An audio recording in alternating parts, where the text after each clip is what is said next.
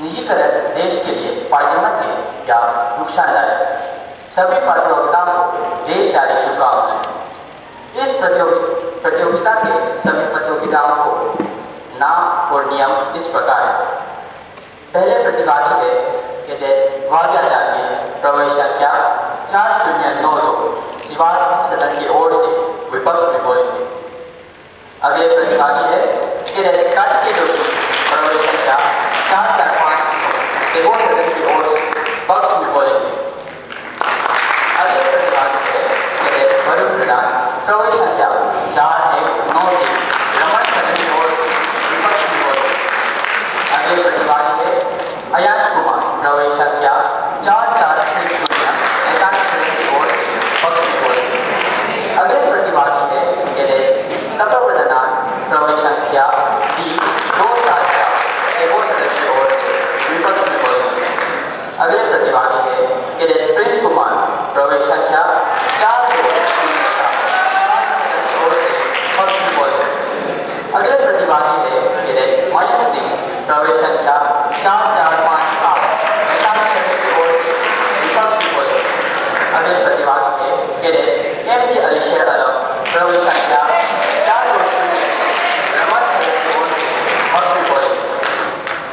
आज के इस हिंदी वाद विवाद प्रतियोगिता में कुछ नियम इस प्रकार है। जो प्रतिभागी को 5 मिनट का समय दिया जाएगा। इस दौरान 2 बार इस तरह घंटी बजेगी। पहला घंटी 4 मिनट पर चेतावनी के लिए बजेगी।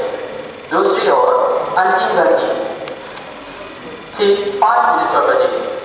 प्रतियोगिताओं के दिए गए समय का पालन करना होगा। इस हिंदी वाद विवाद प्रतियोगिता के कुल 50 अंक वे इस प्रकार: कंटेंट आर्डर विषय वस्तु 20 अंक, रिव्यूटिव आर्डर तार्किक खंडन 10 अंक, प्रोनाउंसिएशन आर्डर उच्चारण 10 अंक, प्रेजेंटेशन आर्डर प्रस्तुतिकरण 10 अंक, टोटल आर्डर कुल 50 अंक। आज के निर्णय मंडल में है miss Thoi Thoi PRT Hindi SFX, secondly Miss Jaigamiyo PRT Hindi SFX, Miss Priyovala Gailar. आज के अंक मंडल में Mister L Amua TGT maths, Mister Varun Pratap TGT social science. माननीय प्रचारक महोदय, आदर्श प्राचार्य, प्रधानाचार्य, वरिष्ठ अध्यापक, आदर्श महोदय से निवेदन करता हूँ कि कार्यक्रम को आरंभ करने की अनुमति प्रदान करें। पहले प्रतिभागी के भाग्याचार्य कृपया मंच पर आकर विपक्ष की ओर से अपना वचन प्रस्तुत करें।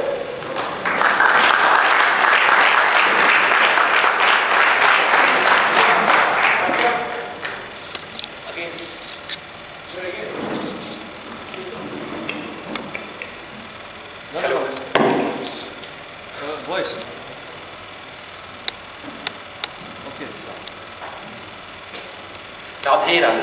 सभा में उपस्थित आप सभी को मेरा प्रणाम। मैं कैडेट भव्य जांगीर शिवाजी सदन का नेतृत्व करते हुए आज इस वाद विवाद प्रतियोगिता में, जिसका शीर्षक है निजीकरण हमारे लिए फायदेमंद है या नुकसानदायक, के विपक्ष की ओर से अपना मत रखने जा रहा हूँ।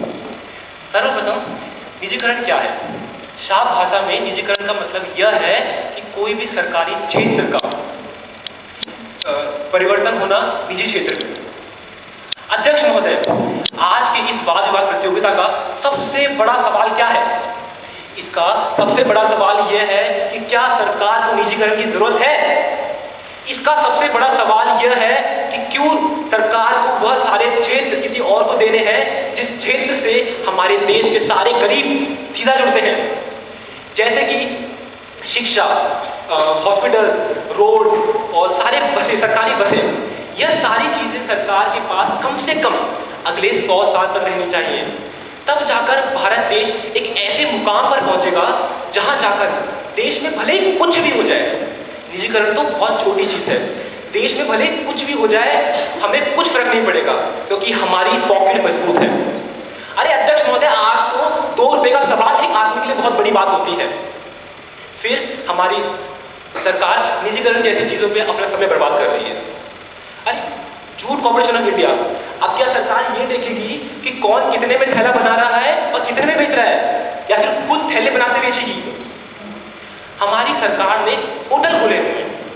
अरे होटल की देश में कमी है क्या जो सरकार को होटल खोलने पड़ गए?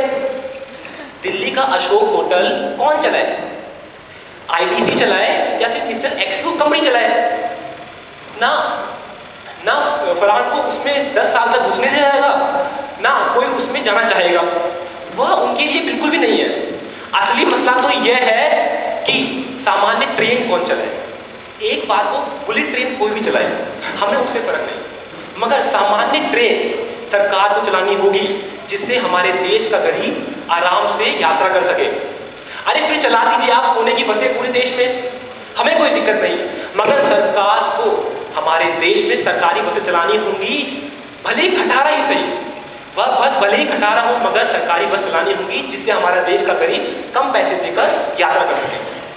अरे खोल दीजिए लाखों स्कूल, हमें फर्क नहीं, लोग 10-10, 20-20 लाख रुपए देके जाएंगे पढ़ने उसमें, मगर सरकारी पाठशालाएं होनी चाहिए जहां पर देश के गरीब 2 रुपए प्रति साल देकर पढ़ सके, उनको वहां पे दोपहर का खाना भी मिले और पहनने के लिए कपड़े भी।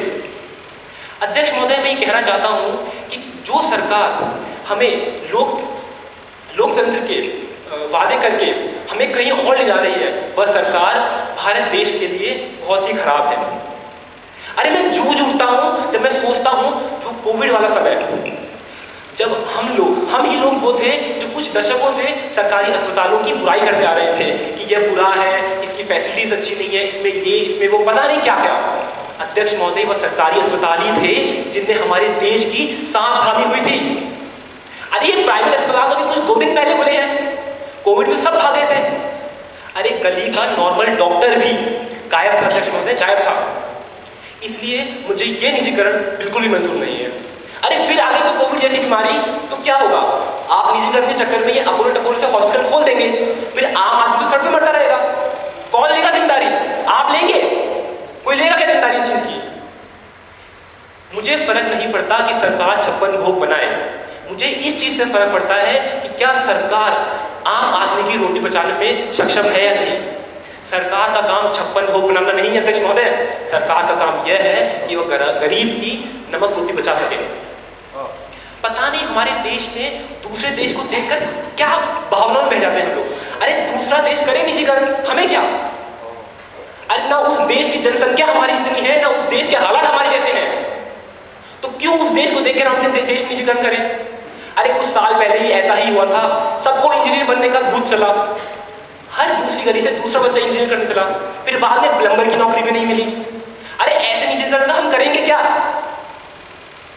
अध्यक्ष महोदय, सरकार को फालतू की चीजों पर कम ध्यान देकर सही चीजों पर ध्यान लगाना चाहिए। सरकार को ऐसी सड़क बनानी चाहिए जहां पे देश का गरीब आदमी बिना टैक्स दिए चल सके, भले ही उसके बगल में आप सोने की सड़क बना दीजिए और जो उसमें चल सके उससे मुट्ठी भर हीरे टैक्स में लीजिए।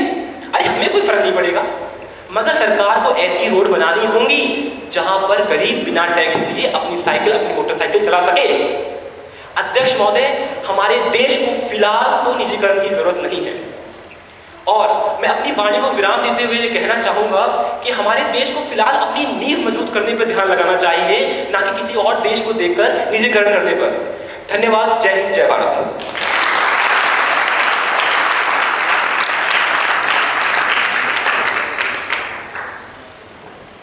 अगले प्रतिवादी है मेरे कार्तिकी जोशी, कृपया मंच पर आकर पंच की ओर से अपना वक्तव्य प्रस्तुत करें।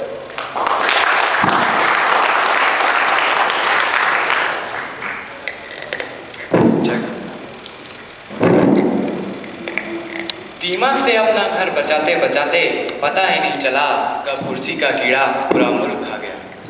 सुप्रभात माननीय उप प्रधानाचार्य, निर्णय मंडली, शिक्षकगण, भाइयों बहनों एवं मेरे प्रिय सहपाठी। आज मैं कैडेट कार्तिकेय जोशी प्रवेश संख्या 4459 टैगोर सदन की ओर से वाद विवाद प्रतियोगिता के विषय निजीकरण के पक्ष में बोलने जा रहा हूँ। आज के संदर्भ में निजीकरण का शोर काफी सुनाई दे रहा है। ऐसा इसलिए है क्योंकि सरकार द्वारा नियंत्रित अधिकतर कंपनियां निजीकरण की राह पर हैं। ऐसा प्रतीत होता है कि सभा में प्रस्तुत अधिकतर गण को अभी तक निजीकरण का अर्थ नहीं पता। तो आइए मैं बताता हूँ। अगर मैं आसान भाषा में बोलूँ तो निजीकरण एक ऐसी प्रक्रिया है जिसमें किसी क्षेत्र या उद्योग को सार्वजनिक क्षेत्र से निजी क्षेत्र में स्थानांतरित कर दिया जाता है। अध्यक्ष महोदय, अभी भी संभवतः मेरा विपक्ष सामने आएगा, मुझसे पूछेगा, क्या आप निजीकरण से अपना देश बेच रहे हो? क्या आप निजीकरण से अपने देश को निजी हाथों में सौंप रहे हो? तो मेरा उत्तर होगा नहीं। अध्यक्ष महोदय, मैं उन्हें बताना चाहूँगा, वेनेजुला नामक एक देश है जो तेल के भंडार से समृद्ध है, परंतु उनकी इस अमूल्य पूंजी को सरकार ने सार्वजनिक घोषित कर दिया और अब वो देश गरीबी से जूझ रहा है। दूसरी तरफ है जापान, जो 2 बार परमाणु हमले से ध्वस्त होने के बाद भी निजीकरण की राह चुनी और आज विश्व स्तर पर अपना परचम लहरा रहा है। अध्यक्ष महोदय, अगर हम इतिहास के पन्ने पलटा के निजीकरण का इतिहास देखें तो भारत में निजीकरण की शुरुआत 1991 में हुई थी, क्योंकि भारत में 1991 तक सार्वजनिक क्षेत्र अप्रभावी रूप से अक्षमता से प्रेरित थे। भारत एक गंभीर आर्थिक संकट से गुजर रहा था। इसी को ध्यान में रखते हुए हमारे तत्कालीन वित्त मंत्री डॉक्टर मनमोहन सिंह ने भारत में निजीकरण की शुरुआत की और घाटे में चल रही अधिकतर कंपनियों को निजी हाथों में सौंप दिया गया। अध्यक्ष महोदय, मैं जानता हूं कि आप सभी के जहन में ऐसे सवाल जरूर होंगे कि आखिर क्यों हमें निजीकरण की जरूरत है? आखिर क्यों हमारी सरकार सार्वजनिक क्षेत्रों को निजी हाथों में सौंप रही है? जब घंटों तक बैंक के बाहर लंबी कतारों में खड़े होने के बाद भी बैंक कर्मचारी सिर हिलाकर मना कर दें और कहते कल आना, तब निजीकरण जरूरी है। इन सरकारी दफ्तरों में लगे जालों को साफ करने के लिए निजीकरण जरूरी है। अध्यक्ष महोदय, जब हफ्ते भर सरकारी दफ्तरों के चक्कर लगाने के बाद भी सरकारी कर्मचारी सिर हिलाकर मना कर दें, तब हमें निजीकरण की जरूरत है। अध्यक्ष महोदय, जब भ्रष्ट व्यक्तियों को कानून का भी डर नहीं रहे, तब हमें निजीकरण की जरूरत है।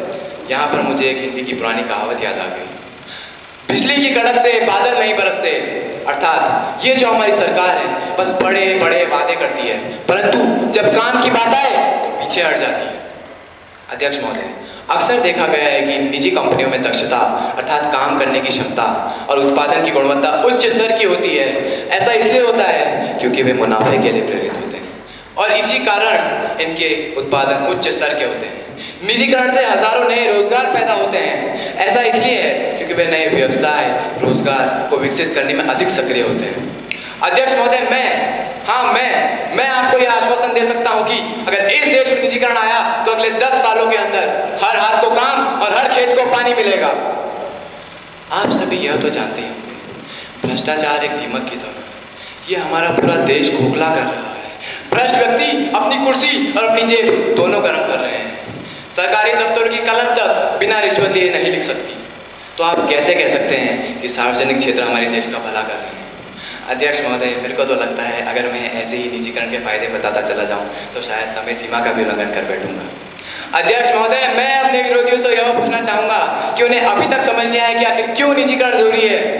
अगर नहीं आया तो मेरा उनसे निवेदन है, आप एक राशन की दुकान पर जाइए, 1 किलो दाल या 1 किलो अनाज लीजिए। वहाँ की दाल तो वहाँ की 1 किलो दाल में आपको 200 ग्राम कीड़े, 200 ग्राम बालू, 200 ग्राम छोटे कंकड़ और शायद बचा हुआ थोड़ा सा 400 ग्राम दाल मिल जाए। अगर सीधे कहूँ तो आपको दाल के अलावा सब कुछ मिल रहा है। यह है हमारे देश के सार्वजनिक क्षेत्रों की काली सच्चाई। यह है हमारे देश की सार्वजनिक क्षेत्रों की कड़वी सच्चाई। अध्यक्ष महोदय, मैं अपने विरोधियों से यह पूछना चाहूँगा, सार्वजनिक क्षेत्र के खराब प्रबंधन और भ्रष्टाचार के द्वारा भारत के आर्थिक कोष में हो रहे नुकसान का उन्हें अंदाजा भी है? अध्यक्ष महोदय, अगर हमारी देश की सरकार सच में कुछ कर रही होती तो आज देश का किसान फांसी के फंदे पर ना लटका होता। अगर हमारी देश की सरकार सच में कुछ कर रही होती तो मरीज खराब इलाज के कारण मर नहीं रहा होता।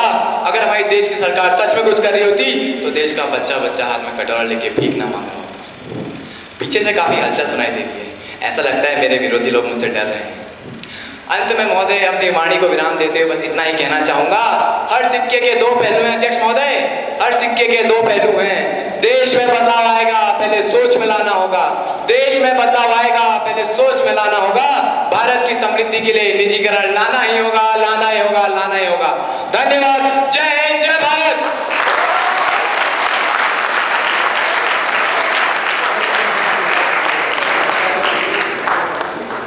और हमारे अगले प्रतिभागी है इधर वरुण प्रधान। कृपया मंच पर आके विपक्ष की ओर से नाम वर्णन करते हैं।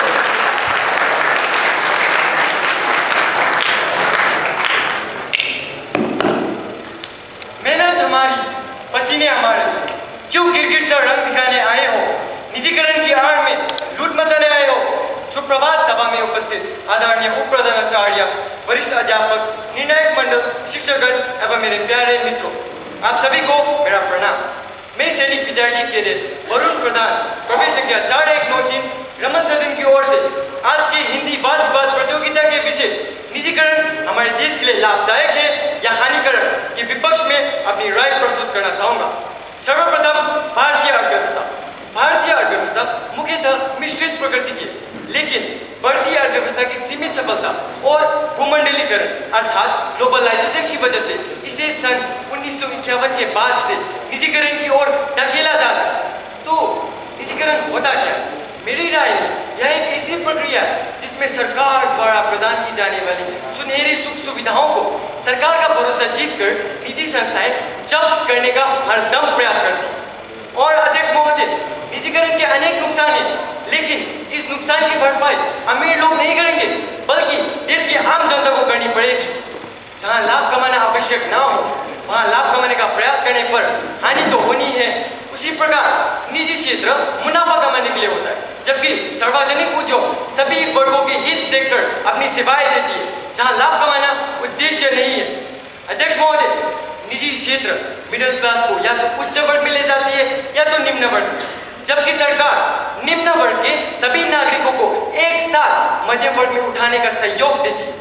और अध्यक्ष महोदय, आप सभी को तो पता ही होगा कि उस समय अगर सन 1960 को हमारे प्रधानमंत्री जी इंदिरा गांधी जी ने अनेक बैंकों को राष्ट्रीयकरण अर्थात नेशनलाइज ना किया होता एवं पीएसयू को स्थापित ना किया होता, तो उस समय पैदा हुई मिडिल क्लास वर्ग आज नहीं होती और समाज आज भी अमीर और गरीब वर्ग में बटा था।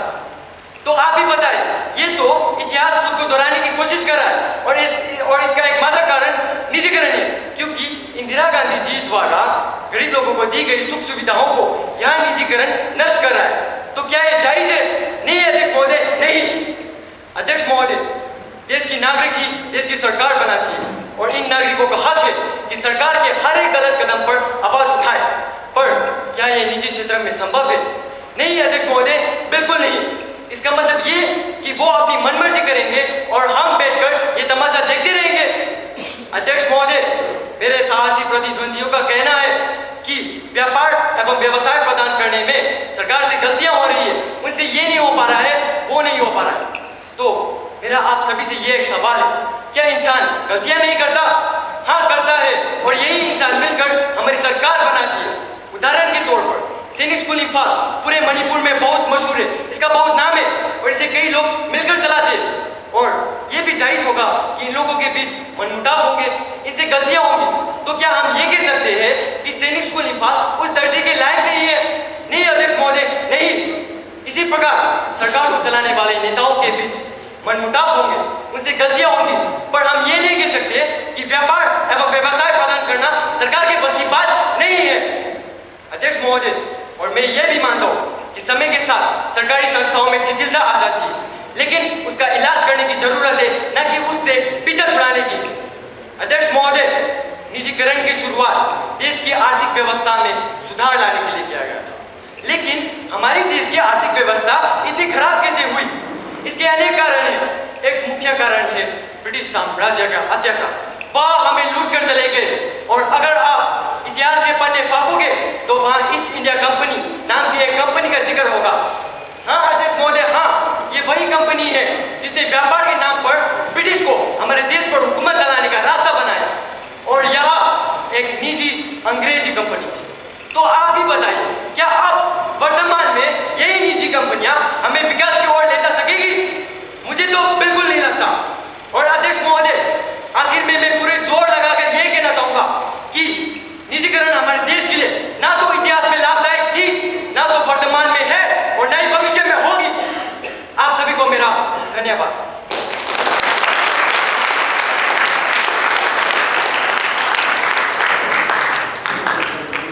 अब हमारे अगले प्रतिभागी है मेरे अयान कुमार, कृपया मंच पर आकर पक्ष की ओर से अपना वाचिक प्रस्तुत करें।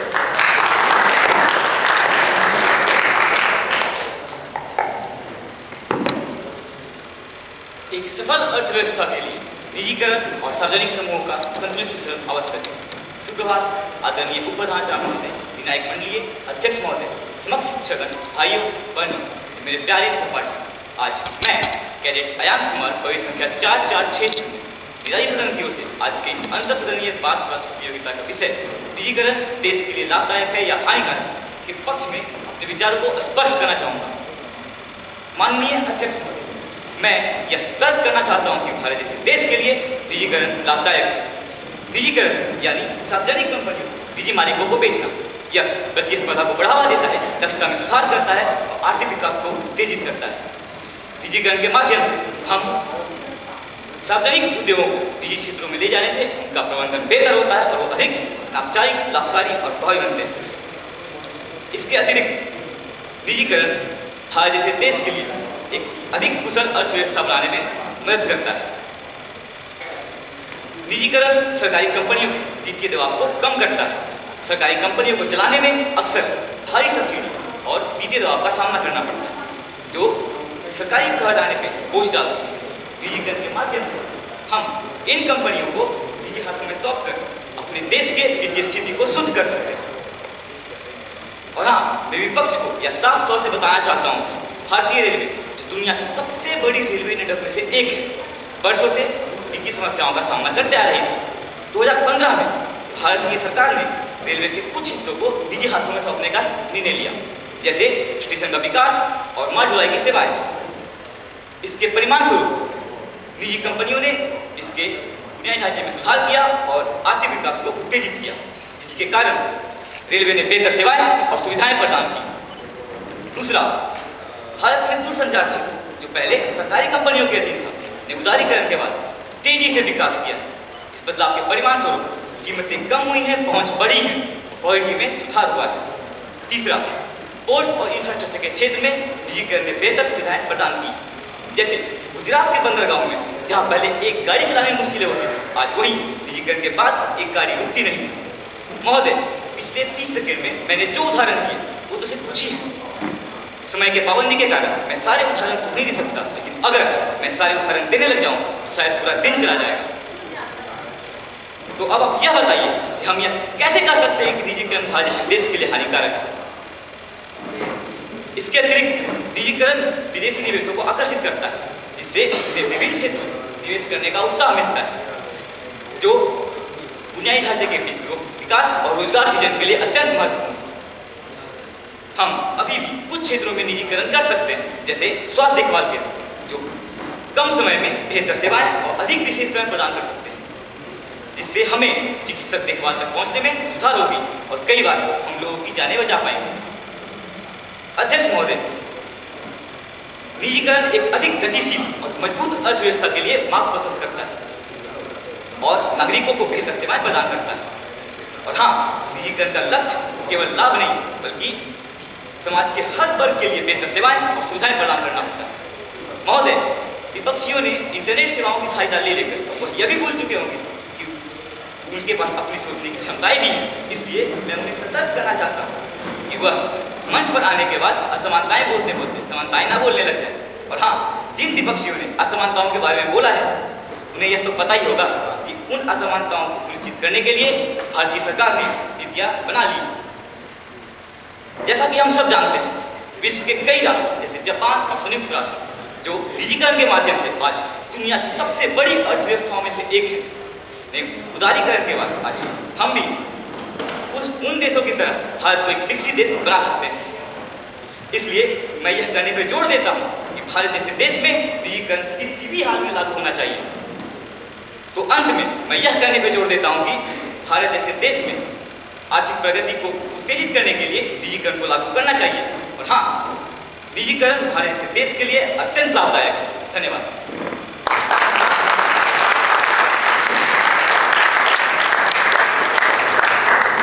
तो अब हमारे अगले प्रतिभागी हैं मेरे सर्वप्रधान कृपया मंच पर आकर विपक्ष की ओर से अपना वचन प्रस्तुत करें।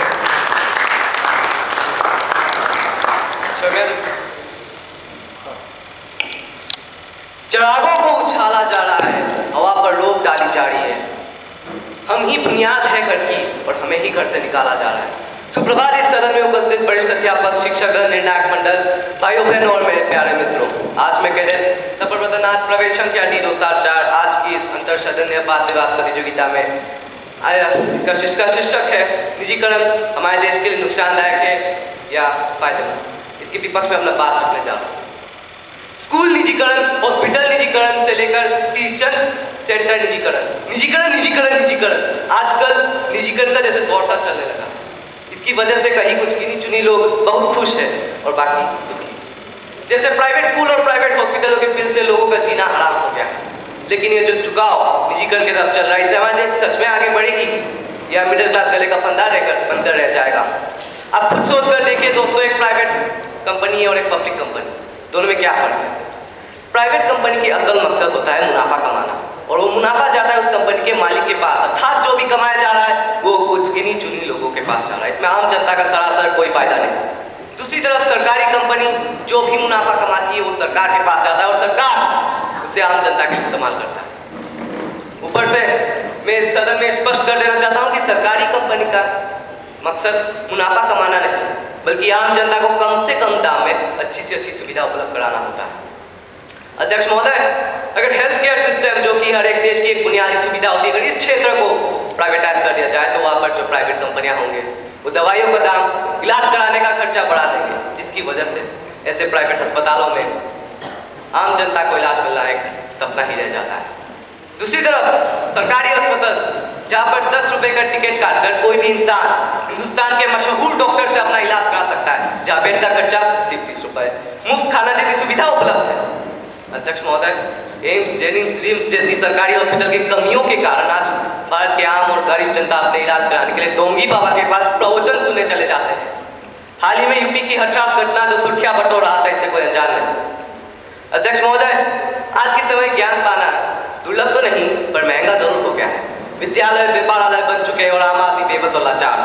भले ही प्राइवेट स्कूलों का इंफ्रास्ट्रक्चर सरकारी स्कूल से बेहतर है, क्योंकि अध्यक्ष महोदय, इसके लिए पेरेंट्स से काफी भारी रकम की फीस ली जाती है। इस फीस में शामिल है library charge, computer lab charge, science lab charge, किताब, कॉपी, बैग, न जाने किस तरीकों से पेरेंट्स से पैसा वसूल लिया जाता है। अध्यक्ष महोदय, प्राइवेट स्कूलों में जो पेरेंट्स टीचर मीटिंग होती है, इसका असल मकसद तो पेरेंट्स का रोजगार पता लगाना होता है। अध्यक्ष महोदय, अगर कोई प्राइवेट स्कूल का विद्यार्थी किसी क्षेत्र में अच्छा प्रदर्शन करता है तो स्कूल वालों विज्ञापन द्वारा बाकी पेरेंट्स को अपने तरफ लुभाने की कोशिश करते हैं। अध्यक्ष महोदय, सबसे दुख की बात तो यह है कि मेरे विपक्षी सहपाठी कह रहे थे प्राइवेट स्कूल में अच्छी सुविधा दी जाती है, वहां पर जो नौकरी करते काम कर्मचारी उनको बहुत अच्छी सुविधा दी जाती है, लेकिन तो फिर क्यों प्राइवेट स्कूलों के अध्यापकों को बहुत कम तनख्वाह दी जाती है? ऊपर से उनका नौकरी भी सुरक्षित नहीं है, जिसके कारण प्राइवेट स्कूलों में अच्छे अध्यापकों की कमी दिखाई देती है। अध्यक्ष महोदय, इसी कमी के लिए प्राइवेट स्कूलों के विद्यार्थी सबसे ज्यादा प्राइवेट कोचिंग में जाते हैं। तो क्या एक आम आदमी अपने बच्चों को ऐसे स्कूल की फीस उठा पाएंगे? मैं अपने विपक्षी सहपाठियों से पूछना चाहता हूँ। अध्यक्ष महोदय, आज की तारीख में सरकारी स्कूल जो कि मेरे विपक्षी सहपाठी कह रहे थे कि उतनी अच्छी सुविधा प्रदान नहीं करती, आपको ये बात बता देता हूँ अध्यक्ष महोदय कि सरकारी स्कूल की दाखिला फी बहुत कम होता है। ऊपर से मुफ्त में सरकारी स्कूल विद्यार्थियों को कॉपी, किताब, बैग, ऊपर से स्कॉलरशिप जैसी सुविधा प्रदान करती है। आजकल तो सरकारी स्कूल छात्र विद्यार्थियों को पढ़ने के लिए सरकार की तरफ से पैसा दिया जा रहा है, तो क्या कोई प्राइवेट कंपनी अपने विद्यार्थियों को ऐसी सुविधा देती है? जहां तक मेरी नजर जाती है, मेरे को कोई ऐसे प्राइवेट स्कूल दिखाई नहीं देती। अध्यक्ष महोदय, आज की तारीख में भारतीय रेलवे में माल यात्री और मालवाही का कुल संख्या 21,000 है। साथ ही साथ 14 लाख कर्मचारी भारतीय रेलवे में काम करते हैं और इतने ही कर्मचारियों को भारतीय रेलवे की तरफ से पेंशन मिलता है। अगर इस क्षेत्र को प्राइवेटाइज कर दिया जाए तो वहां पर जो प्राइवेट कंपनियां होंगी वो ट्रेनों को सिर्फ उन्हीं रास्तों पर चलाएंगी जहां पर सबसे ज्यादा मुनाफा है और बाकी रास्तों को सरासर नजरअंदाज कर देगी। अध्यक्ष महोदय, अगर कोई ट्रेन हादसा होता है तो उसकी जिम्मेदारी सरकार लेगी या प्राइवेट कंपनी? अगर प्राइवेट कंपनी इसकी जिम्मेदारी लेती है तो कितनी खतरनाक हो सकती है, आप खुद समझ सकते हैं। अध्यक्ष महोदय, साथ ही साथ 14 लाख कर्मचारी भारतीय रेलवे में काम करें, उनकी नौकरी का क्या गारंटी? क्या भारतीय रेलवे के साथ वो तो नहीं हो जाएगा जो सर जेट एयरवेज के साथ हुआ था? इस बात की क्या गारंटी? आपको बताते चले कि 40 के दशक में चीन और भारत की इकोनॉमी लगभग एक जैसी थी, लेकिन आज अध्यक्ष महोदय, चीन की जीडीपी हम गवर्नमेंट रेगुलेशन और सरकारी क्षेत्रों के कारण हमारी जीडीपी से 5 गुना बड़ी हो चुकी है। ये कोई मजाक की बात नहीं है अध्यक्ष महोदय। अंत में इस सदन से यह बोल के विराम लेना चाहता हूं कि भले ही हिंदुस्तान को 1947 में आजादी मिली हो, लेकिन ये जो निजीकरण का जो खतरा मंडरा रहा है, इससे हमारे भारत के सचेतन नागरिक को अपना आवाज बुलंद करना होगा।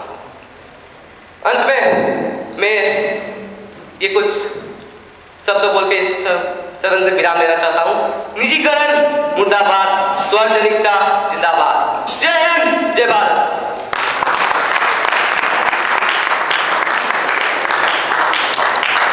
तो हमारे अगले प्रतिभागी हैं प्रिंस कुमार, कृपया मंच पर आकर पक्ष की ओर से अपना वक्तव्य प्रस्तुत करें।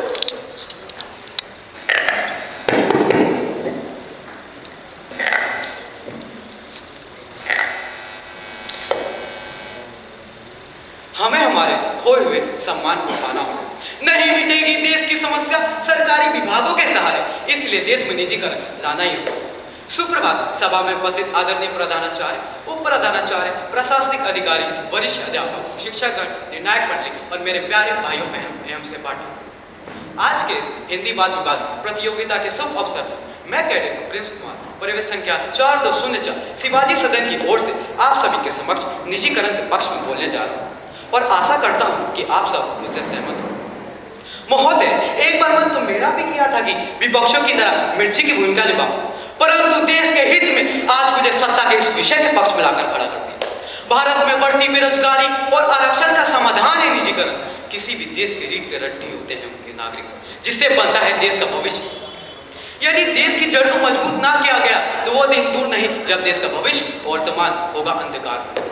तकलीफ होती है साहब जब देखता हूँ सरकारी स्कूलों की ये स्थिति, जहाँ शिक्षक उपलब्ध नहीं होते, यहाँ तक कि सरकारी स्कूलों में पढ़ने वाले विद्यार्थियों को साफ पानी भी पीने को नहीं मिलता। तो आप उससे भविष्य की आशा कैसे रख सकते हैं? अध्यक्ष महोदय, अब सरकारी अस्पतालों के बारे में तो भली बात ही जानते होंगे, जहाँ मरीज असुविधा और परेशानी के कारण अपनी जिंदगी और मौत के बीच लड़ाई करते हैं और ऐसे में जीत होती है मौत की। तो ये सारी चीजें चीख चीख के कह रही है कि देश में निजीकरण की जरूरत है। जिस तरह से बेरोजगारी जिस गति से बढ़ रही है, उसके कारण गरीब आदमी का जीना मुश्किल हो चुका है। गरीब के घर चूल्हा नहीं जलता है साहब, बच्चा रात रात भर भूखा रोता है और घरों में माएं तो आंसू पीकर सोती है। तो ऐसे में बेरोजगारी जैसी समस्या का समाधान है निजीकरण। अध्यक्ष महोदय, हवाई जहाज से लेकर एक छोटी सी सुई तक, यहाँ तक कि छोटी सी छोटी चीजें हमें निजी उद्योगों से ही तो प्राप्त होती है। तो ऐसे में मेरे विपक्षी साथी ये मीठे मीठे आम खाकर ये कैसी खट्टी खट्टी बातें कर रहे हैं कि निजीकरण से देश बिकता है। तो उन्हें मैं ये बता दूं कि देश में कई सार्वजनिक क्षेत्र हैं जो घाटे में चल रहे हैं, जैसे बैंक और रेलवे। सरकार इनका निजीकरण इसलिए करती है ताकि देश के लोगों को समस्याओं से मुक्ति दिलाया जा सके। जैसे कि आपको रेलवे का हाल तो पता ही होगा, जहाँ ना सफाई की व्यवस्था है ना यात्रियों को बेहतर सुविधा की। और बात करें बैंकों के कर्मचारियों की, उनका तो पूरा बुरा हाल। उनका काम तो सिर्फ कुर्सी पे बैठ के पैसा इकट्ठा करना। अध्यक्ष महोदय, जब सरकार ने देश की अर्थव्यवस्था सुधारने के लिए देश में निजीकरण का फैसला लिया है, तो ऐसे में मेरे विपक्षी साथी कैसे कह सकते हैं कि निजीकरण गलत है? चलिए एक बार के लिए मान भी लिया जाए कि निजीकरण गलत है। आपने जापान देश का नाम तो सुना ही होगा, जो अमेरिका द्वारा फेंके गए परमाणु बम से दबाव होने के बाद निजीकरण का रास्ता अपना, और आज वही एक विकसित देश है। कैसे? वो है निजीकरण के लिए। मेरे विपक्षी साथी को मैं ये बता देना चाहता हूँ कि आज टाटा, अंबानी, अडानी जैसे पूरे विश्व में लोग उनका नाम का परचम लहरा रहे हैं और उन्हीं लोगों के कारण पूरे विश्व में भारत का परचम लहरा रहे हैं। अगर बात करें टाटा ग्रुप की, जिसकी 160 मिलियन से ज्यादा की वार्षिक आय है, जो कि हमारे पड़ोसी देश पाकिस्तान की कुल वार्षिक आय से भी ज्यादा है, तो ऐसे में मेरे विपक्षी साथी कैसे कह सकते हैं कि निजीकरण से देश का घाटा होगा? विपक्षी साथी जिनकी लड़खड़ाती जुबान ने सिद्ध कर दिया है कि देश में निजीकरण की जरूरत है, इनकी लड़खड़ाती जुबान कह रही है कि यदि सरकार सच में कुछ कर पाती तो देश का किसान कभी फांसी के फंदे पे नहीं लटका होता। तो उन्हें मैं बता दूंगी कि आज ऐसा कुछ नहीं है भाइयों। निजीकरण है ना, ये देश इसीलिए चढ़ता है। क्यों साथियों, आप सब मुझसे सहमत है कि नहीं? तो आपको मैं बता दूं कि निजीकरण से देश का घाटा नहीं होगा। महोदय, आप सब मुझसे सहमत है कि नहीं? बताइएगा। तो चलिए बात किया जाए निजीकरण। निजीकरण एक बहुत ही अच्छा विषय है। यह हमारी बहुत सहायता करता है, अर्थव्यवस्था सुधारता है, गरीबी मिटाता है, भ्रष्टाचार मिटाता है। तो तो ऐसे में मेरे विपक्षी साथी कैसे कह सकते हैं कि देश निजीकरण से देश बिकता है? तो चलिए आते हैं एक और सत्य में। विपक्षी साथी जिनकी लड़खड़ाती जुबान कह रही है कि यदि सरकार सच में कुछ कर पाती तो देश का किसान कभी फांसी के फंदे पे नहीं लटका। चलिए मान लिया जाए कि नहीं लटका, तो आप क्या समझते हैं, निजीकरण सही है कि गलत? महोदय, अंत में अपनी वाणी को विराम देते हुए कुछ पंक्तियां कहना चाहूंगा। यदि दिया बुझे तो दोस्त हवाओं को देने से पहले दिल बाती को तो देख लो। अरे सूरज की तपती धूपों को कोसने के बजाय एक अपने सर पे छाता तो डाल लो। अरे वो हर बात में कमियां ढूंढने वालों, कभी खूबियों पे तो नजर डाल लिया करो। जय हिंद, जय भारत।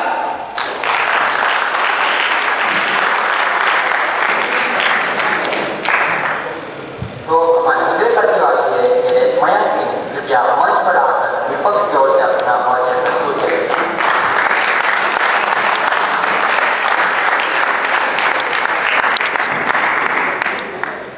सुप्रभात। आज सभा में उपस्थित सभी अतिथियों को मेरा नमस्कार। आज मैं सैनिक विद्यार्थी कैडेट मयंक सिंह प्रवेश संख्या 4458 रमन नेताजी सदन की ओर से आज आपके सामने इस विषय पे विरोध में खड़ा हूं कि निजीकरण हमारे देश के लिए हानिकारक है या लाभदायक है। यहाँ पे अगर आपको देखा जाए तो निजीकरण के बारे में मेरे मित्रों ने काफी कुछ बता चुके हैं। खैर, मैं उनको ये बताना चाहूंगा कि मैं अब यहाँ पे समय बर्बाद करने नहीं आया, उन्हीं पॉइंटों को दोहराने के लिए। मैं आपके सामने कुछ ऐसे तर्क रखना चाहूंगा जिससे आपको ये समझ आ जाएगा कि कैसे हमारे निजीकरण ने हमारे देश को खोखला बना दिया है। और यहाँ तक कि ये भी साबित करूंगा कि जहां तक हमारे देश का सवाल है, निजीकरण की हमारे देश को कोई जरूरत नहीं है। अध्यक्ष महोदय, जैसा कि हम जानते हैं कि जब हमारे देश में बहुत सारी बिगड़ी हुई हालातों को सुधारना पड़ता है, जब सरकार के पास पर्याप्त सामान, धन व समय का अभाव रहता है, तब उन्हें निजीकरण का सहारा लेना पड़ता है। और निजीकरण के सहारे लेने के साथ ही लोग यही सोचने लग जाते हैं कि निजीकरण ही हमारे देश के लिए बेहतर है। अरे, जिस सरकार ने हमारे देश के 140 करोड़ लोगों को संभालती है, वो कहाँ किस कुछ लोगों पर ध्यान दे पाएगी? निजीकरण में क्या होता है? एक निजी व्यक्ति होता है, एक निजी कंपनियां होती है, उनके पास उनका निजी क्षेत्र होता है जिसके अंतर्गत वो लोगों की भलाई सोच सकती है या फिर कर सकती है। घंटा ऐसा कुछ नहीं हो सकता। कोई भी निजी कंपनी या कोई भी निजी व्यक्ति लोगों की भलाई कभी नहीं सोच सकती। मैं आपको एक उदाहरण देना चाहूंगा। हमारा देश, जिसे हम जानते हैं, एक लोकतंत्र राज्य है जहाँ पे सरकार लोगों के द्वारा चुनी जाती है, तो इसलिए वो लोगों के प्रति जवाबदेह होती है। प्रतिनिधि मालिक होने के कारण उनको लोगों की हर व्यवस्था व सामाजिक सुविधाओं को उन्हें प्रदान कराना पड़ता है। लेकिन वहीं पे अगर हम देखें किसी भी निजी क्षेत्र में, तो वो ऐसा क्यों करेगी? वो किसी के प्रति जवाबदेह रहती ही नहीं है। अगर उन्हें जवाबदेह रहना ही होता तो वो लोगों का लाभ के बारे में पहले सोचती, ना कि अपने फायदे के बारे में। सिर्फ लक्ष्य ही लाभ कमाना होता है निजी क्षेत्रों का। और जब यहाँ पे हम बात करें कि कैसे निजी सरकारें या फिर निजी क्षेत्र निजी सरकारों के खिलाफ काम करती है, हमारे देश के अंदर कई सारी ऐसी व्यवस्था है, जैसे कि हॉस्पिटल, जैसा मेरे दोस्तों ने बताया है, कई सारे विद्यालयों में भी सरकारी व्यवस्था अच्छे से नहीं दी जाती है। तो उनको मैं ये बताना चाहूँगा कि सरकारी व्यवस्था में कभी कोई कमी हो ही नहीं सकती। मैं उनसे पूछना चाहता हूँ कि अगर ऐसा ही होता तो हमारे देश के अंदर जितनी भी सरकारें हैं, जितने भी प्राइवेट कॉलेज है या प्राइवेट हॉस्पिटल्स हैं, उनके ऊपर लोग क्यों नहीं जाते? क्यों कठिन परिश्रम करके, परीक्षा देके सरकारी कॉलेजों को निकालते हैं, उनके अंदर भर्ती पढ़ाते हैं? इसलिए क्योंकि वहाँ पे सुविधाएं ज़्यादा मिलती है। सुविधा और समाधान, यही सब चीज़ें प्राप्त होती है एक लोगों के लिए और एक राज्य के नागरिकों के लिए। और मुझे पता है मेरे मित्र ये बोलना चाहेंगे कि सरकार के अंदर भ्रष्टाचार बहुत हद तक बढ़ गया है, तो उनके लिए मेरे पास एक बात है कि शायद से उन्हें भ्रष्टाचार को अच्छे से समझा नहीं है। भ्रष्टाचार लोगों में नहीं पाया जाता, वो मतलब वो संगठनों में नहीं पाया जाता, वो पाया जाता है लोगों के अंदर। और वो लोग कहीं पे भी हो सकते हैं, वो निजी कंपनियों में भी हो सकते हैं। और उस वक्त हम क्या करेंगे? वो लोग वही बर्बादी करेंगे जो हमने सरकार में किया। अगर वो सरकार में भ्रष्टाचार करेंगे तो हमारे पास उपाय है, सरकार उनके ऊपर कार्रवाई करेगी। लेकिन निजी कंपनियों में ऐसा होगा तो सरकार कहाँ उपाय करेगी? अध्यक्ष महोदय, मेरा दूसरा तर्क ये होगा कि जैसा कि मेरे लोगों ने बताया, मेरे दोस्तों ने, कि निजी कंपनियां बहुत सारी व्यवसाय में सुविधाएं लोगों को प्रदान कराती है, तो उनसे मैं कहना चाहूँगा कि ये सब तो विकास का एक ढोंग है। ढोंग एक ऐसा ढोंग जिसके अंदर वो लोगों का भरोसा और मत जीतते हैं, उसके बाद सरकार की संपत्ति और जायदाद लेके यानी कर्ज लेके, बैंकों से कर्ज लेके दूसरे देशों में भाग जाते हैं। और इसके कई उदाहरण हैं जो कि मैं आप लोगों को अभी नहीं देना चाहूँगा। और अगर बात है किसान भाइयों की, तो कहाँ गई ये निजी कंपनियां जब हमारे किसान भाई लोग कर्ज के रूप में मरते हुए निजी कंपनियों से भीख मांगते रहे कि उनका कर्ज माफ कर दिया जाए या फिर उनकी जमीनें उनको वापस दे दी जाए जो कि उनने उधार में दी थी उन्हें। अगर इस वक्त पे निजी कंपनियां कुछ काम करती तो हमारे देश के लोगों को या फिर हमारे देश के किसानों को आत्महत्या करने की कोई जरूरत नहीं रहती, लेकिन वहीं पे हमारी सरकार ने ऐसा उनके लिए सारी प्रबंध कराई, जैसा कि उन्होंने कई नीतियां लाई जिससे किसानों के कर्ज माफ हुए और लोगों को प्रोत्साहन मिला। अंततः मैं ये बोलना चाहूँगा महोदय कि हमारे देश को निजीकरण की कोई ज़रूरत नहीं है। निजीकरण उस दवाइयों की तरह है जो कि एक अस्वस्थ मरीज को तब पड़ती है जब उसको घरेलू नुस्खों से उसका काम नहीं बनता, लेकिन हमें उसको छोड़ देना चाहिए जब एक स्वस्थ व्यक्ति अपने स्वस्थ व्यवहार में आ जाए। धन्यवाद, आपका दिन मंगलमय हो।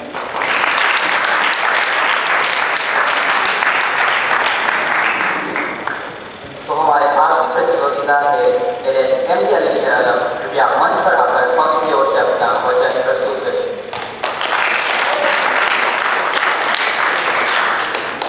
निजीकरण एक कड़वी गोली है और यही ऐसी गोली है जो इलाज करेगी। आदरणीय उप प्रधानाचार्य, निर्णायक मंडल, शिक्षकगण, भाइयों बहनों एवं मेरे प्यारे, आप सभी को मेरा प्रणाम। मैं सैनिक विद्यार्थी मोहम्मद अली आलम, प्रवेश संख्या 4203, कक्षा 10वीं, रमन सदन की ओर से आज के इस अंतर सदनीय वाद विवाद हिंदी प्रतियोगिता का विषय निजीकरण देश के लिए लाभदायक है या हानिकारक के पक्ष में अपने विचार स्पष्ट करना चाहूँगा। अध्यक्ष महोदय, मुझे ऐसा लगता है कि आज का विषय सुनकर बहुत सारे दर्शकों के मन में यह सवाल जरूर उठ रहा होगा कि यह निजीकरण होता क्या है। तो चिंता मत कीजिए, मैं आप सभी को निजीकरण का अर्थ बहुत ही सरल शब्दों में समझाने जा रहा हूँ। अध्यक्ष महोदय, निजीकरण एक ऐसी प्रथा है जिसमें सरकार के द्वारा चलाए जाने वाले कार्यों और उनके द्वारा प्रदान की जाने वाली सेवाओं को निजी सेक्टर के हाथों में सौंप दिया जाता है। आप सभी में से कोई ना कोई तो सरकारी अस्पताल जरूर गए होंगे और आपने वहां अंकित किया होगा कि हमें, हाँ अध्यक्ष महोदय, हमें इलाज करवाने के लिए बहुत ही लंबे कतार में खड़े होना पड़ता है, जिससे समय व्यर्थ होता है। ऐसा ही एक उदाहरण आप सभी के समक्ष प्रस्तुत करना चाहूँगा जो कि सरकारी विद्यालय का। तो जैसा कि आप सभी को पता है कि यहाँ के अध्यापकों को पढ़ाने लिखाने में कोई भी रुचि नहीं होती और ना ही यहाँ के विद्यार्थियों को पढ़ने का कोई शौक होता है। या दोनों तो सिर्फ आते हैं, खिचड़ी खाते हैं और जाते हैं। और हाँ अध्यक्ष महोदय, यह मत सोचिएगा कि ये स्कूल एक सरकारी स्कूल है। ये स्कूल आता है मिनिस्ट्री ऑफ डिफेंस की कैटेगरी में। इस स्कूल और आपके घर के नीम के पेड़ के नीचे जो स्कूल है, उन दोनों में बहुत अंतर है। वहाँ आप जाते हो, खिचड़ी खाकर वापस आते हो तो कितना रुपये देते हो? एक भी नहीं। वहीं यहाँ आप मेस में बैठ कर जो चिकन खा रहे हो तो कितना रुपये देते हो? 2.5 लाख, 2.5 लाख। अंतर है कि नहीं है अध्यक्ष महोदय, आप ही बताइए। और मुझे उन निजी संस्थाओं के बारे में बड़बड़ाने की कोई जरूरत नहीं है, क्योंकि आप सभी इस बात को जानते हैं कि निजी संस्थाओं और सरकारी संस्थाओं के बीच जमीन आसमान का फर्क है। तो आगे बढ़ते हैं निजीकरण के कुछ फायदों के साथ। अध्यक्ष महोदय, निजीकरण में कोई भी कंपनी अपना लाभ चाहेगी और यह भी चाहेगी कि ज़्यादा से ज़्यादा ग्राहक उनके पास आए, जिसकी वजह से उन कंपनियों के बीच एक बहुत बड़ी जंग छिड़ जाएगी। और उस जंग को जीतने के लिए कंपनियां क्या करेंगी? ज़्यादा से ज़्यादा सुख सुविधाएं उपलब्ध करवाएंगी और जिनका फायदा कौन उठाएगा? हम। उदाहरण के तौर पर एयर इंडिया और इंडिगो जैसी निजी कंपनियां प्रतिदिन बहुत मुनाफा कमा रही हैं। और उसमें मजे की बात यह है कि एयर इंडिया पहले एक सरकारी कंपनी हुआ करती थी, जिसे हमारे आदरणीय प्रधानमंत्री नरेंद्र मोदी जी ने रतन टाटा के हाथों सौंप दिया। अब अध्यक्ष महोदय, जब हमारे प्रधानमंत्री जी ही निजीकरण के समर्थक हैं तो हम किस खेल की मूली हैं? दर्शकों में मौजूद सभी ने स्मार्टफोन का इस्तेमाल तो जरूर किया होगा और आप सब इस बात से भी सहमत होंगे कि उसमें एक सिम ही मौजूद होता है, अब चाहे वो जियो का हो या बीएसएनएल का हो। अध्यक्ष महोदय, इन दोनों में अंतर यह है कि एक निजी तथा एक सरकारी सेक्टर के हाथ में। जहाँ जियो की कनेक्टिविटी आसमान छू रही है, वहीं अगर बीएसएनएल का सिम मैंने अपने फोन में लगा लिया तो क्या पता सिग्नल ढूंढते ढूंढते कि मेरी मौत मुझे ना ढूंढ ले। अध्यक्ष महोदय, वो तो छोड़िए, हमारे जवान जो दिन रात ऑर्डर पर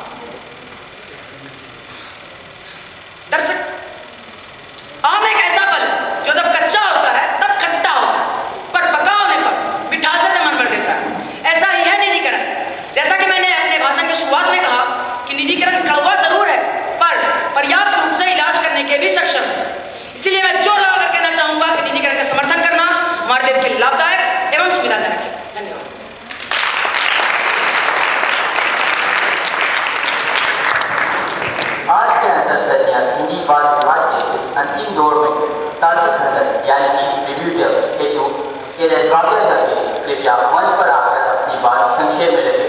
कृपया ध्यान रखें कि आपको केवल 2 मिनट का समय दिया जाएगा।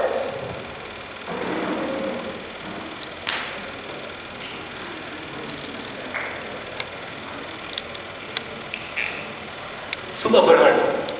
अध्यक्ष महोदय, मैंने अपने विपक्षी मित्रों को पिछले कई आधे घंटे से सुन रहा हूँ और मैं यह कहना चाहूँगा कि अभी मेरे विपक्षी मित्र ने यह कहा कि हमें हमारे देश की सेना एक बोरिंग पहनने के लिए देती है।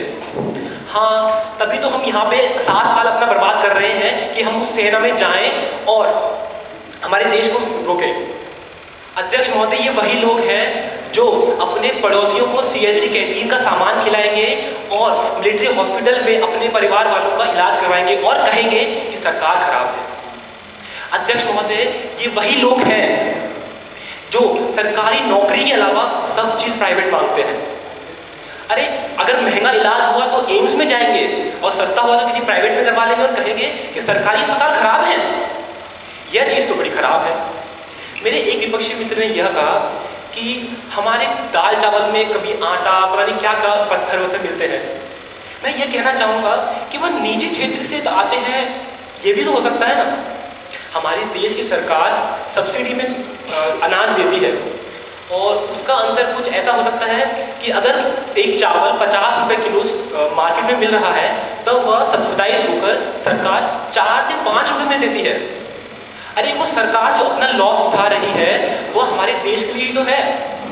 तो क्या आप चाहते हैं जो लोग वह 50-60 रुपए किलो चावल ना खा पाए और जो ना खरीद सकते हैं वह भूखे मर जाएं? अध्यक्ष महोदय, मैं तो ऐसा नहीं सोचता। जो हमारी सरकार कर रही है वह एकदम सही कर रही है। और अभी कुछ किसी ने बोला कि नरेंद्र मोदी जी ने निजीकरण करा है तो हम कौन सी खेत की मूली है। अरे, फिर तो इंदिरा गांधी ने जो इंदिरा गांधी ने ऑपरेशन ब्लू सी किया था वो भी सही है और जो इमरजेंसी डिक्लेयर करी थी वो भी सही है। अरे, जो प्राइम मिनिस्टर है वो भी तो एक इंसान ही है, उससे भी तो गलती हो ही सकती है। इसका मतलब ये तो नहीं है जो ऊंचे पद में बैठा है उसकी हम सारी बात मान लें। अध्यक्ष महोदय, मैं इसके साथ अपनी वाणी को विराम देना चाहूँगा। धन्यवाद।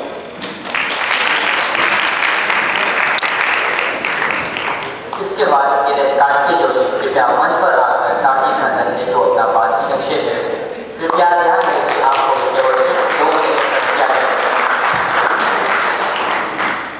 एक बार सबको पुनः सुप्रभात।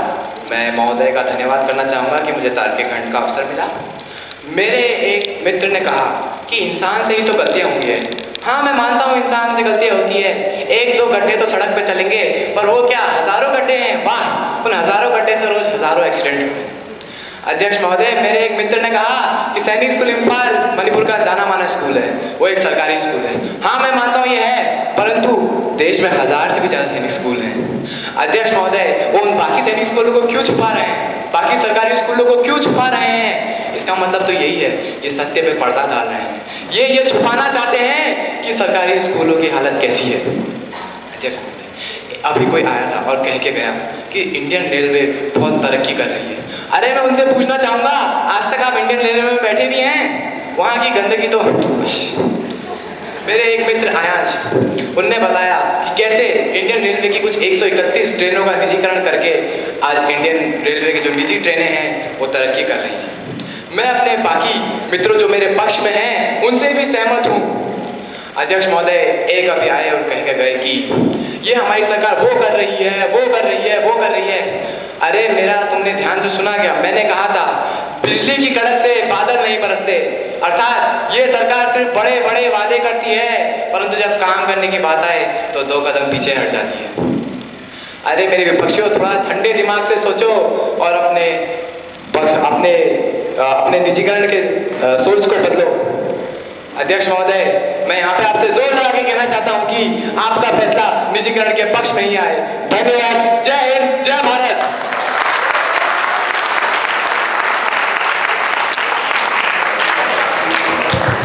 अगले कार्यक्रम के लिए हम कैडेट अल्बर्ट को सौंपते हैं। एक बार फिर से आप सभी श्रोताओं को हिंदी विभाग से इम्फाल की ओर से बहुत बहुत धन्यवाद। जय Hind.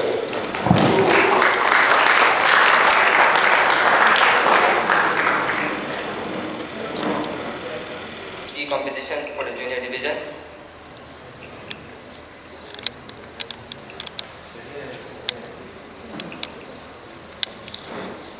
8th position, we have Cadet Mayank Singh from the Taj House.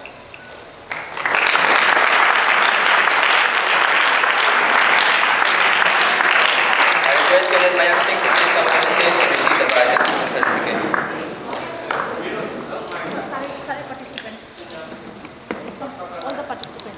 In the 7th position, we have Cadet Barun Pradhan. I request him to please come up forward and receive the certificate of participation.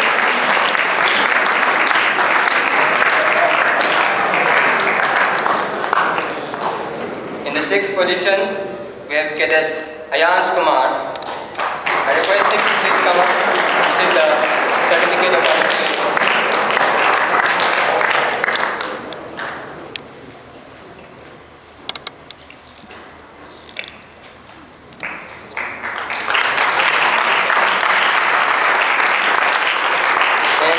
Position, we have Cadet Taprabhatanan of the Gore House, and I request him to please come up and receive the certificate of participation.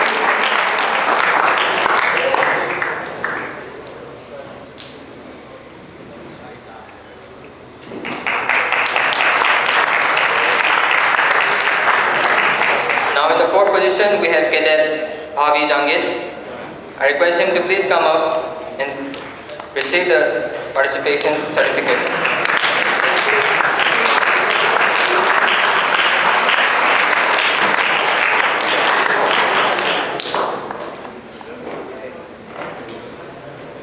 The 3rd position goes to Cadet MD Alisher Alam of Raman House. I request you to please come and take the certificate and the prize.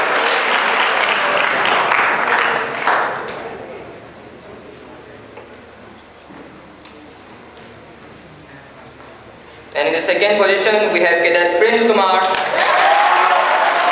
I request him to please come up and take the prize and the certificate.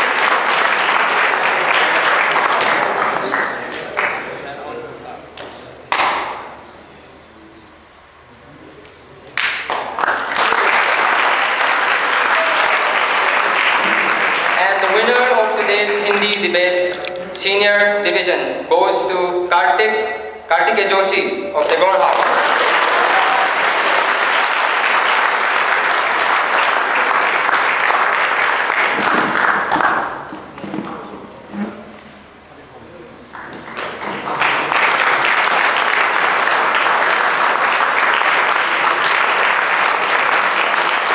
Now moving on to the house position.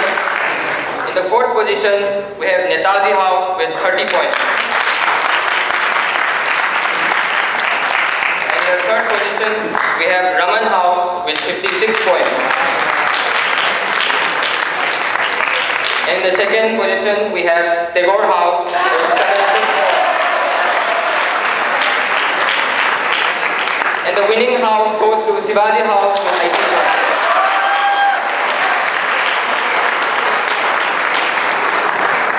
I request Shivaji House Master, Assistant House Master, Hostel Superintendent, and all the affiliated teachers to come on the stage to receive the winning trophy for the inter-house debate competition.